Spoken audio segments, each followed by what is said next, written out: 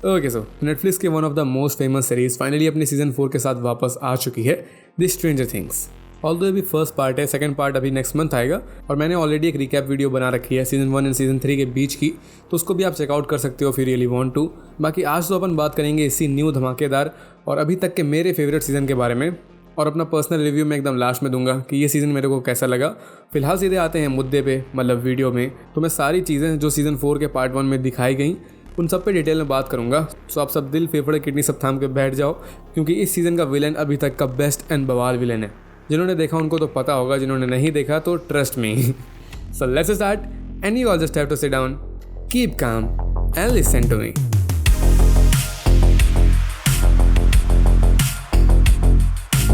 तो last season के last में अगर याद नहीं तो बता देता हूँ कि क्या हुआ था। सबसे पहले तो वो माइंड फ्लेयर जो स्पाइडर मॉन्स्टर बन के आया था वो मार दिया गया था, क्योंकि हॉपर ने रशियंस से फाइट करके गेट को क्लोज कर दिया था। लेकिन इस हैप्पी न्यूज़ के साथ साथ काफ़ी बुरी चीज़ें भी हुई थी इनके साथ। जैसे बिली ये अपनी स्टेप सिस्टर मैक्स के सामने ही मर गया था, माइंड फ्लेयर ने मार दिया था इसे, और हॉपर ये भी लग रहा था कि ये तो मर गया, बैड न्यूज़ लग रही थी, बट ये सर्वाइव कर गया था किसी तरीके से। हालांकि रशियंस इसको अपने साथ उठा के ले गए थे, तो इसलिए ये बैड न्यूज़ ही है। और लास्ट में 11 इसने माइंड फ्लेयर से फाइट के बाद अपने फादर के साथ साथ अपनी पावर्स को भी खो दिया था। मतलब अब इसकी नाक से खून निकलना बंद हो गया था। और फिर ये बायर्स फैमिली के साथ, बोले तो विल की फैमिली के साथ कैलिफोर्निया निकल गई थी। और बाकी जो अपने अदर कैरेक्टर्स थे, रॉबिन, स्टीवन और चिंटू पिंटू, वो सब हॉकिंस में ही थे। तो अब यहाँ से सीजन 4 स्टार्ट होता है, और सिंपली वे में अगर मैं सब कुछ पुट करूँ तो बेसिकली यहाँ पर 4 पार्ट में सीजन को डिवाइड किया गया है। फर्स्ट साइड में अपने को कैलिफोर्निया दिखाया जाता है, जहाँ पर 11, विल, जॉनथन होते हैं, और साथ में एक न्यू कमर की एंट्री होती है, जॉनथन का नशेड़ी फ्रेंड। माइक भी यहाँ पर बाद में आ जाता है अपनी गर्लफ्रेंड से मिलने के लिए, मतलब 11 से। हालांकि वो बात अलग है कि अभी 11 से उतना प्यार नहीं करता। देख लो, जिनके पास है उनको कदर नहीं, और यहाँ पर तो एनीवे। यहाँ इस सीज़न में अगेन सूजी का थोड़ा बहुत रोल आता है। याद होगा वही डस्टिन की गर्लफ्रेंड, जो किसी को लग नहीं रहा था कि इससे पटेगी भी कोई। हालांकि मुझे तो इससे ज़्यादा इसकी रूममेट अच्छी लगी। उसको देख के मैं और ये नशेड़ी फ्रेंड दोनों पिघल जाते हैं। सेकंड साइड में अपने को दिखाते हैं हॉकिंस को, जहाँ पर बाकी बचे हुए चिंटू पिंटू होते हैं, Dustin, max, लूकस, Steve, robin, Nancy, और अगेन एक न्यू कमर आता है, एडी। थर्ड साइड में अपने को रशिया दिखाते हैं, जहाँ पर अपना हॉपर होता है, और इसको बहुत बुरा वाला बजाया जा रहा होता है, मतलब लिटरली बहुत बुरा वाला। तो इसको बचाने के लिए वहाँ पर जॉइस और डिटेक्टिव मरे जाता है। यहाँ पर अगेन 2 न्यू कमर की एंट्री होती है, 2 रशियंस की, 6000 वाली नहीं।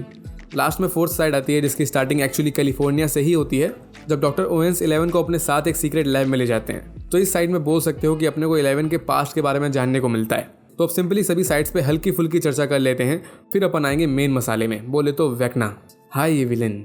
तो हॉकिंस में होता ये है कि जब सबको लगने लगता है कि चलो सब कुछ सही हो गया, सब मस्त मगन हो जाते हैं, तो 1986 में सबसे डेंजरस इवेंट होता है, जब हाई स्कूल की एक लड़की का बहुत खतरनाक वे में, बट मुझे तो मस्त लगा, तो बहुत मस्त वे में मर्डर हो जाता है, वही एडी के सामने। हालांकि इसका मिस्टीरियस वे में मर्डर होता है, जो कि वेक्ना करता है। और इस टाइम वेक्ना जब इसे फर्स्ट टाइम दिखाया जाता है तो ये अपसाइड डाउन का एक न्यू मॉन्स्टर लग रहा होता है, डेमोगोर्गन जैसा, जो कि ये होता भी है। इसकी स्टोरी पे बाद में बात करेंगे।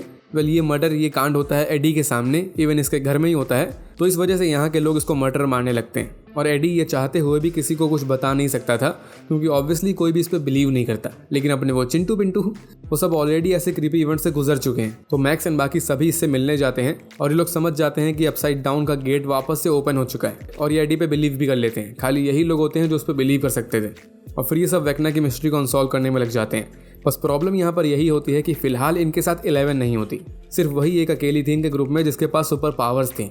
तो अब कुछ भी अगर बुरा हुआ इनके साथ तो इनको बचाने वाला है कोई नहीं है। वेल, वेक्ना के बारे में इनको ज़्यादा कुछ पता तो नहीं होता एट फर्स्ट, बस उसके मर्डर करने के तरीके बहुत डिफरेंट होते हैं, यूनिक होते हैं। ये कभी भी अपसाइड डाउन की दुनिया से अपनी दुनिया में नहीं आता, अपनी रियल दुनिया में। ये बस बोल सकते हो कि मेंटली स्टेज में, दिमागी स्टेज में रह के ही मासूमों को जान से मार डालता है, वो भी बेरहमी से और मस्त तरीके से। और वेक्ना हमेशा टीनेजर्स को निशाना बनाता है, एडल्ट को नहीं। और साथ में उन टीनेजर्स के अंदर कुछ गिल्ट होता है अपनी लाइफ को लेके, डिप्रेस्ड होते हैं बोल सकते हो। और बाद में पता चलता है कि इन्हीं गिल्ट टीनेजर्स में से अपनी एक मैक्सीन भी आती है, क्योंकि जब से इसका स्टेप ब्रदर बिलीज के सामने मरा था तब से ये थोड़ी अकेली अकेली हो गई थी। इस वजह से वेक्ना इसको अपना निशाना बना लेता है, नया शिकार बना लेता है। लेकिन वेक्ना इसको हर्ट नहीं कर पाता, इवन वो इसके दिमाग में पूरा काबू भी कर लेता है, क्योंकि इस टाइम तक नैन्सी एंड रॉबिन इन्होंने पता लगा लिया था कि वेक्ना के माया जाल से निकलने का सिर्फ एक ही तरीका होता है, अगर मरने वाले बंदे के फेवरेट सॉन्ग को उसके कानों में बजाया जाए तब वो वेक्ना के कंट्रोल से बाहर निकल सकता है, उसको एक रास्ता दिख सकता है वहाँ से भागने का। तो इसके दोस्त लोग सिंपली मैक्स को उसका फेवरेट सॉन्ग सुनाते हैं और नन्ही सी जान की जान बच जाती है। अच्छा हुआ यहाँ पर मैं नहीं था, क्योंकि मेरा कोई फेवरेट सॉन्ग ही नहीं है यार, हर 2 घंटे में कोई नया पसंद आ जाता है। वेल ये 15 मिनट का सीन था और लिटरली सीजन 4 का फेवरेट सीन बन चुका है मेरा।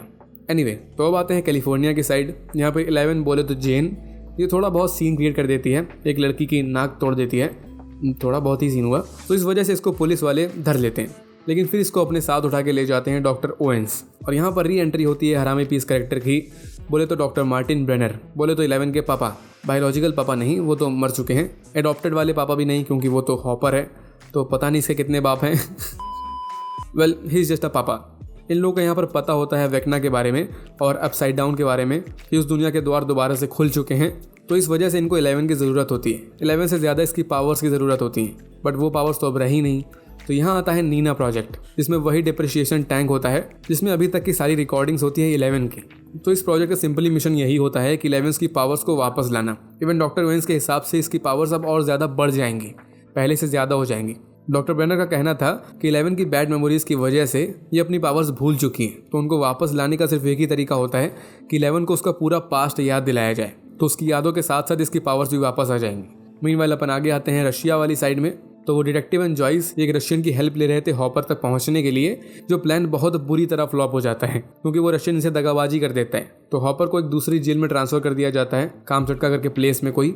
यहाँ पर सिर्फ प्रिजनर्स को कैद करके नहीं रखा जाता, बल्कि लिटरली में एक डेमोगोर्गन को ये लोग कैद करके रखे होते हैं। इवन ये रशियंस उस डेमोगोर्गन को फीड भी करते हैं, उसको खाना खिलाते हैं, मतलब यही प्रिजनर्स को उसके सामने परोस देते हैं, जिनमें अब अपना हॉपर भी आने वाला होता है। और हॉपर भी यहाँ पर समझ रहा था कि कुछ गड़बड़ ज़रूर है, क्योंकि डेमोगोर्गन ये जिंदा कैसे है। इसके हिसाब से लास्ट टाइम गेट क्लोज कर दिया था इसने, तो सभी मॉन्स्टर्स को अभी तक मर जाना चाहिए था। तो इसलिए ये समझ रहा होता है कि हॉकिंस ज़रूर खतरे में है, बोले तो गेट रीओपन हो चुका है। वह लास्ट में यहाँ पर फुल प्लान के साथ आके मरी एंड जॉइस ये दोनों रशियन से लड़ते हुए हॉपर की जान को बचा लेते हैं उस डेमोगोर्गन से।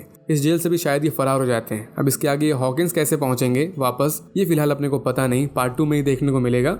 उस हॉपर की यहाँ पर जान बच जाती है, ये पता चल गया, और इसके चेहरे पे खुशी एकदम साफ दिख रही होती है अपनी जॉइस को देख के। इसको बोलते हैं सच्चा वाला प्यार, हॉपर का 11 और जॉइस के लिए। और कहाँ वो छिछोरा माइक, उससे 3 शब्द नहीं लिखे जाते एक लेटर में। एनीवे, तो अभी सीधे मेन पॉइंट पे आते हैं और बात करते हैं कि आखिर ये वेक्ना है क्या। एक्चुअल में इसकी ओरिजिन स्टोरी डायरेक्टली कनेक्टेड है 11 के साथ। यहाँ तक कि बोल भी सकते हो कि 11 की वजह से ही वेक्ना क्रिएट हुआ, ये पैदा हुआ। तो इसीलिए अपन सिर्फ वेक्ना के बारे में नहीं, बल्कि 11 के पास्ट एंड वेक्ना दोनों के बारे में बात करेंगे। तो स्टोरी स्टार्ट होती है 1959 से। एक क्रील फैमिली थी जिसमें विक्टर क्रील, इसकी वाइफ और इसके 2 बच्चे, एक लड़की और एक लड़का, बोले तो हेनरी क्रील। ये पूरी फैमिली किसी जगह से हॉकिंस में एक घर में रहने के लिए आए थे। एकदम न्यू फैमिली थी यहाँ के लिए। ये कहाँ से आए थे और स्पेसिफिकली किस वजह से यहाँ पर आए थे, ये स्टिल मिस्ट्री बनी हुई है। बट इस फैमिली में जो विक्टर का लड़का था हेनरी, ये थोड़ा डिफरेंट था, थोड़े से ज़्यादा था एक्चुअल में। एक मंथ यहाँ पर ये लोग अच्छे से रहते हैं, लेकिन उसके बाद विक्टर एंड इसकी वाइफ, इनको घर में किसी अदर चीज़ के होने का एहसास होने लगता है। वही प्रेत आत्मा वाला सीन, थोड़ा बहुत लाइट फ्लिकर होने लगती है, जानवर मरने लगते हैं, और फिर एट लास्ट घर की एक मेंबर, बोले तो विक्टर की वाइफ, इसकी लाइव डेथ हो जाती है सबके सामने। और फिर सेम वे में इसकी बेटी की भी जान चली जाती है और हेनरी बेहोश हो जाता है, और फिर 1 हफ्ते बाद उसकी भी मौत हो जाती है। लास्ट में बचता है तो सिर्फ विक्टर। तो दुनिया की नज़र में इसको मर्डर मान लिया जाता है और जेल में डाल देते हैं लोग उसको। एक प्रॉपर पूरी न्यूज़ बन जाती है, खौफनाक न्यूज़, कि विक्टर क्रील ने कल्ट रिचुअल के चक्कर में आके अपनी पूरी फैमिली को जान से मार डाला, वही बहुत बेरहमी से। और विक्टर के हिसाब से ऐसा कुछ नहीं था, इसको तो यही लग रहा था कि प्रेत आत्मा वाला कोई सीन था। इवन इस चीज़ से बचने के लिए अपनी खुद की आंखों को भी कुर्बान कर देता है। लेकिन ये जो पूरी स्टोरी थी, ये थी विक्टर के पॉइंट ऑफ व्यू से। नैन्सी एंड रॉबिन ये उसके जेल में गए थे मिलने के लिए, उसका इंटरव्यू लेने के लिए, तब उसने ये स्टोरी बताई थी अपने मुंह से। बट मेन सच्चाई अपने को लास्ट में पता चलती है, पार्ट 1 के फिनाले में, जब वेक्ना ये खुद अपनी स्टोरी बताता है। वो ये था कि 1959 में ना ही उस घर में कोई प्रॉब्लम थी, ना ही वहाँ पर कोई प्रेत आत्माएं थी। प्रॉब्लम थी तो वो थी हेनरी क्रील के साथ। इसके पास कुछ यूनिक पावर्स थी, या फिर ये जब इस घर में आए थे तब उसके बाद इसके पास पावर्स आ गई थी, इसको फिलहाल कंफर्म नहीं किया गया। और साथ ही इसके साथ थोड़ा मेंटल इशू भी था, क्योंकि इसी ने अपनी पावर्स का यूज़ करके अपनी पूरी फैमिली को जान से मार डाला था। इसका प्लान तो अपने फादर विक्टर को भी जान से मारने का ही था, बट वो लास्ट में इसकी पावर्स की वजह से ही, पावर्स को ज़्यादा यूज़ करने की वजह से शायद ये बेहोश हो गया था, देन कोमा में चला गया था। इस वजह से अपने फादर को नहीं मार पाया और पूरा ब्लेम इसके फादर के ऊपर चला गया।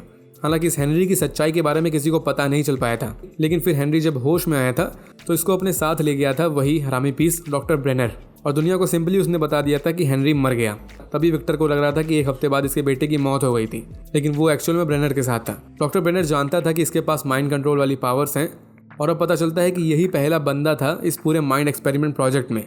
इसको कोड भी दिया गया था 001, सब्जेक्ट कोड 1, लेकिन इस पर कुछ टाइम काम करने के बाद ब्रेनर समझ गया था कि इसकी पावर्स बहुत ज़्यादा वाली डेंजरस हैं और ये बंदा अगर आउट ऑफ कंट्रोल हो गया तो फिर सबके अच्छे वाले लग जाने हैं। तो इस वजह से इसके गले में, इसके नेक में कोई चीज़ डाल दी जाती है जिससे इसकी पावर्स एक तरह से रुक गई थी। लेकिन फिर इसी के ब्लड का यूज़ करके अदर सब्जेक्ट्स को बनाया गया था जिसमें अपनी 11 भी शामिल थी। हालांकि वो हेनरी वो इसी जगह डॉक्टर ब्रेनर के अंडर ही काम करने लगा था किसी दूसरे नेम से। किसी को पता नहीं था कि यही 001 है। बोले तो सबसे पहला सब्जेक्ट यही है।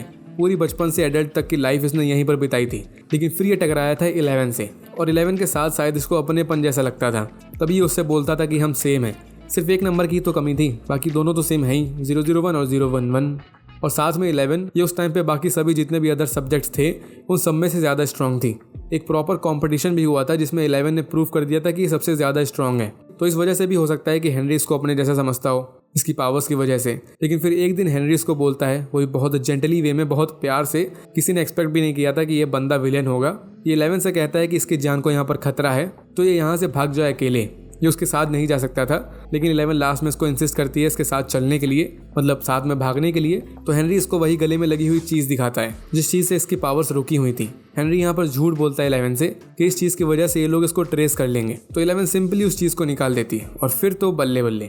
हेनरी उस पूरी लैब की, सभी वर्कर्स की, इवन सभी अदर सब्जेक्ट्स की वॉट लगा देता है। सबको जान से मार डालता है, वो भी बहुत बुरी तरीके से। यहाँ पर फिर अपनी रियल आइडेंटिटी रिवील करता है कि ये 001 है, सबसे पहला सब्जेक्ट। और एग्जैक्टली इसी पॉइंट से सीजन 4 की स्टार्टिंग हुई थी। अपने को पूरा सेम सीन दिखाया गया था स्टार्ट में, बस मेन चीज़ को हिडन कर दिया गया था हेनरी को।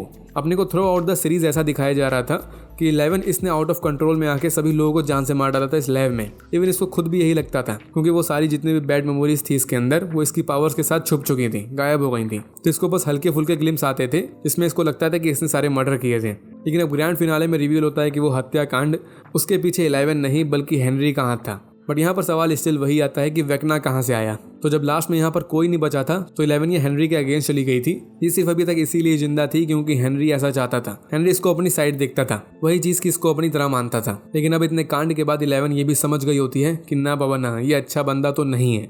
यहाँ पर एकदम परफेक्ट डिफरेंस दिखाया गया है एक हीरो एक विलेन के बीच में। सो लास्ट में इन दोनों का फाइनल शोडाउन होता है जहाँ हेनरी ये सेम उसी तरीके से 11 को जान से मारने लगता है जैसे वेक्ना ये अपने अदर विक्टिम्स को मारता है। बट लास्ट में पता चलता है कि 11 ये एक नंबर से भी ज़्यादा स्ट्रांग होती है और ये अपनी पावर्स का यूज़ करके फर्स्ट टाइम अपसाइड डाउन का डोर ओपन करती है। मतलब दोनों दुनिया के बीच में गेट ओपन करती है और उसी के अंदर हेनरी को बोले तो एक नंबर को भेज देती है। और अपसाइड डाउन में जाते ही हेनरी के माइंड पे और उसकी बॉडी पे माइंड फ्लेयर का कंट्रोल आ जाता है और फिर ये एकदम प्रॉपर मॉन्स्टर में कन्वर्ट हो जाता है, बोले तो वेक्ना। तो ये थी पूरी हिस्ट्री और पूरा ओरिजिन वेक्ना का। अब हालांकि यहाँ पर अपने को वेक्ना के बारे में मोस्टली सब कुछ पता चल गया, बस इसके मोटिव्स नहीं पता चले कि आखिर ये करना तो करना क्या चाहता है और आखिर क्यों ये सिर्फ टीनेजर्स का ही शिकार करता है। हमें बस इतना पता है कि वेक्ना जब भी किसी का मर्डर करता है, जब भी किसी की जान लेता है तो इस प्लेस में एक पोर्टल ओपन हो जाता है, एक गेट ओपन हो जाता है अपसाइड डाउन अपने रियल दुनिया के बीच में। तो काइंड आप बोल सकते हो कि शायद वेक्ना और माइंड फ्लेयर इनका यही प्लान हो कि ज़्यादा से ज़्यादा गेट ओपन कर सकें ये, जिससे अपसाइड डाउन और अपनी दुनिया के बीच में ज़्यादा डिफरेंस ना बचे और माइंड फ्लेयर पूरी दुनिया पे कब्जा कर सके। इसी वजह से शायद अपसाइड डाउन की दुनिया में अर्थक्वेक आया करते थे। कुछ मिक्सअप हो रहा होगा यहाँ पर मे बी इस वजह से। अपने को बचे हुए 2 एपिसोड्स में ये सारी चीज़ें पता चलेंगी। वेल अब लास्ट में बात कर लेते हैं कि पार्ट 1 के लास्ट में क्या हुआ था। तो जब हॉकिंस के सभी चिंटू पिंटू को पता चल गया था कि वेक्ना जहाँ पर भी मर्डर करता है वहाँ एक डोर ओपन हो जाता है, एक गेट ओपन हो जाता है, तो नैन्सी, रॉबिन, स्टीवन, एडी ये उसी गेट के अंदर चले जाते हैं। मतलब अपनी मर्जी से नहीं जाते, इतने गधे नहीं होते। स्टीव को घसीट लिया गया था अपसाइड डाउन में, तो उसके पीछे पीछे इन लोगों को भी जाना पड़ता है। ये गेट पानी के अंदर होता है तो ये लोग उसको वाटर गेट भी बोलते हैं, शाबाश। तो अब यहाँ पर आके ये लोग काइंड ऑफ फंस जाते हैं। इन पे काफ़ी अटैक भी होते हैं, ये लोग फाइट भी करते हैं, घायल भी होते हैं। लेकिन फिर इनको यहाँ पर एक चीज़ पता चलती है कि अपसाइड डाउन की दुनिया, जो सबको पता है कि अपनी रियल दुनिया के पैरेलल में दुनिया होती है, पैरेलल वर्ल्ड होता है, तो यहाँ सारी चीज़ें सेम होती हैं जैसे अपने रियल दुनिया में होती हैं। बट अब पता चलता है कि एक्चुअल में यहाँ का जो टाइम होता है वो रुक गया होता है। नॉर्मल वर्ल्ड में इस टाइम 1986 चल रहा था, बट अपसाइड डाउन की दुनिया में स्टिल 1983 होता है। स्पेसिफिकली अगर बात करें तो ये उसी दिन का टाइम होता है जब 11 ने पहली बार गेट ओपन किया था। अब इस चीज़ की आखिर क्या थ्योरी है और ऐसा क्यों है, वेल इसका प्रॉपर एक्सप्लेनेशन तो नहीं दिया गया अपने को। साथ ही और भी लूज एंड्स है काफ़ी, जैसे अपने को ये नहीं पता कि आखिर लाइट्स का यहाँ पर क्या चोचला है। अपन ने सीजन 1 में भी देखा था कि दोनों वर्ड के बीच में लाइट का यूज़ करके लोग कॉन्वर्सेट कर लेते हैं। सेम वे में इस सीजन में भी ये दोनों पार्टीज दोनों वर्ड के बीच में कॉन्टैक्ट कर रही होती हैं। इवन इस बार तो थोड़ी बहुत आवाज़ें भी जा रही होती है अपसाइड डाउन की दुनिया में। तो अभी तक इन वियर्ड चीज़ के आंसर्स नहीं पता चले हम लोगों को, ये भी हो सकता है बाद में पता चले। वेल लास्ट में ये चारों पता कर लेते हैं कि आखिर कैसे इस वियर्ड प्लेस से बाहर निकले। तो सिंपल होता है उसी गेट का यूज़ करके जहाँ से ये आए हैं, जिनको वेक्ना ओपन कर रहा है, तो 1 बाय 1 करके ये सब निकलते हैं उस गेट के थ्रू और अपने रियल दुनिया में पहुँचते हैं। बट लास्ट में नैन्सी ये लटक जाती है। वेक्ना एकदम एंड टाइम पे आके इसके माइंड में अपना कंट्रोल कर लेता है, जैसे इसने मैक्स के साथ किया था। और यहीं पर जब इसने नैन्सी की मेमोरीज में देखा था कि सच्चाई पता कर रही थी वेक्ना की, ये इसके फादर के पास गई थी, तो इस वजह से वेक्ना ने यहाँ पर अपनी पूरी हिस्ट्री रिवील कर दी थी नैन्सी के सामने। ये जानता था कि बचने वाली तो है नहीं, तो थोड़ी बहुत चैट ही कर लेते हैं। वेल, अब ये वाला सीजन 4 का पार्ट 1 इसी पॉइंट पे एंड हो जाता है। लास्ट में अपसाइड डाउन की दुनिया में नैन्सी और स्टीव ये दोनों फंस गए थे, तो अब इसके आगे क्या होगा वो बाद में ही पता चलेगा। बट गुड न्यूज़ यही है कि इसके आगे की स्टोरी के लिए बस 1 महीने का ही वेट है, जिसके लिए अपने को अब इतना तो पता है कि 11 इसको इसकी पावर्स वापस से मिल जाएंगी। और पक्की बात है कि वेक्ना वर्सेस जेन, या फिर बोल सकते हो 11 वर्सेस 1, इनका राउंड 2 अपने को देखने को जरूर मिलेगा, जो कतई जहर तो होएगा ही। और ट्रेलर देख के अपने को ये पता चल चुका है, ये क्लियर हो चुका है कि नैन्सी वो किसी तरह सर्वाइव कर जाएगी। बेचारी नन्ही सी जान की जान नहीं जाएगी। मोस्ट प्रोबेबली इसके दोस्त इसकी जान बचा लेंगे। एक सीन में अपने को एडी गिटार बजाते हुए दिखता है, तो शायद ये नैन्सी का फेवरेट गाना ही बजा रहा होगा उसकी जान बचाने के लिए, या फिर कुछ और भी हो सकता है, सिर्फ मेरी थ्योरी है। मे बी नैन्सी टपक जाए, बट कोई ना। एक गुड न्यूज़ और है कि कहने को तो बचे सिर्फ 2 एपिसोड्स हैं, मतलब पार्ट 2 में सिर्फ 2 एपिसोड्स ही हैं, एपिसोड 8 एंड एपिसोड 9। लेकिन एपिसोड्स का जो रन टाइम है ना, वो भाई बहुत ज़्यादा है। एपिसोड 8 1 घंटा 25 मिनट एंड एपिसोड 9 2 घंटा 30 मिनट। इससे छोटी तो आजकल मूवी बनती है भाई। इसको बोलते हैं grand finale. Well, finally review की अगर बात करें एकदम शॉर्ट लाइन में, तो तुमको भी पता है, कतई जहर। अभी तक का मेरा फेवरेट सीजन है ये। इस सीजन में खास चीज़ यही लगी कि पहले तो ये बहुत ज़्यादा डार्क है, अभी तक के सारे सीजन से ज़्यादा। इसमें फिलहाल किसी मेन कैरेक्टर की तो डेथ नहीं हुई, बट बाकी जितने कैरेक्टर्स की डेथ हुई है वो तो आए है बहुत ही गजब तरीके से मारा है। और इस सीज़न में एक प्रॉपर मिस्ट्री बनाई गई है, जो कि एक्चुअल में काफ़ी अच्छी मिस्ट्री है, कोई फ्लॉप मिस्ट्री नहीं है। और विलन तो भाई बस समझ जाओ, ज़्यादा तारीफ मत निकलवाओ, ऐसे विलन बार बार देखने को नहीं मिलते हैं। सो इस वीडियो के लिए इतना ही। कुछ भी पसंद आ गया हो वीडियो में तो लाइक एंड शेयर जरूर कर देना। कुछ मिस हो गया हो तो नीचे बता देना, और कमेंट में अपने थॉट्स जरूर बताना सीजन 4 को लेके कि कैसा लगा।